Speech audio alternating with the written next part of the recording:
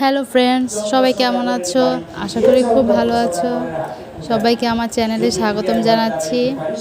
আজ বানাবো কাঁচকলার কোপ্তা কারি। এটা খুবই ভাইরাল একটা রেসিপি, তবে খেতেও কিন্তু অসম্ভব মজাদার। তো তোমরা বাড়িতে ট্রাই করে দেখতে পারো।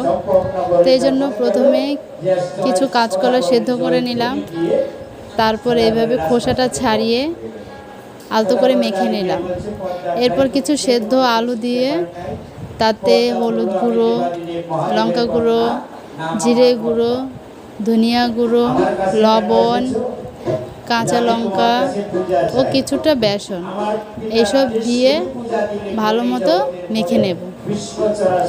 এরপর ভাজার পালা। তো হাতে ভালো মতো গোল করে, খুব একটা বেশি সময় লাগে না, গোল করে হালকা একটু চাপ দিয়ে দিলেই কোফতার আকার হয়ে যাবে। তাছাড়া কিন্তু তোমরা বল আকারেও এটা রাখতে পারো। বল আকারে রাখলেও সেটাও দেখতে ভালো লাগে। তো আমার আশেপাশে কিছু সাউন্ড হচ্ছে, এই জন্য আমি অসংখ্য তার জন্য আমি ক্ষমা চাইছি। সবাই একটু এই ভুল ত্রুটিটা একটু ক্ষমার চোখে দেখো। তো এই যে কোপ্তাগুলো ভাজা হয়ে গেছে, উল্টে পাল্টে আমরা ভালো মতো ভেজে নিলাম। এরপর কারিটা তৈরি করব। গ্রেভিটা তৈরি করার জন্য তেলে গোটা জিরে,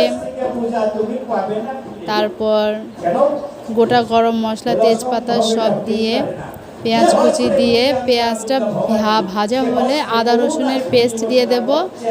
সেটা কিছুক্ষণ কষিয়ে তারপর কাজু বাদামের কিছুটা পেস্ট দিয়ে দেব, 1-2 চামচের মতো।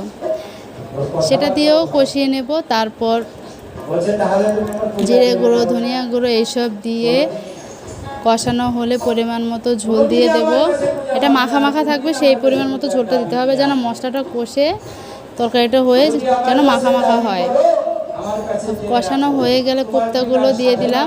কিছুক্ষণ ফোটার পর গরম মশলার গুঁড়ো দিয়ে দিলাম। তারপর কিছুক্ষণ কষিয়ে নিয়ে ওপরে বেরেস্তা ছড়িয়ে দিলাম। তারপর দমে কিছুক্ষণ রেখে দেব। তো এই তো আমাদের কাঁচকলার কোফতা কারি তৈরি। তো এবার পরোটা বা রুটির সাথে সার্ভ করো কাঁচকলার কোফতা কারি। ভিডিওটা কেমন লাগলো সবাই জানাবে, আর দয়া করে লাইক, কমেন্ট ও শেয়ার করে দিও। আর আমার চ্যানেলটা একটু সাবস্ক্রাইব করে দিও। সবাই ভালো থেকো।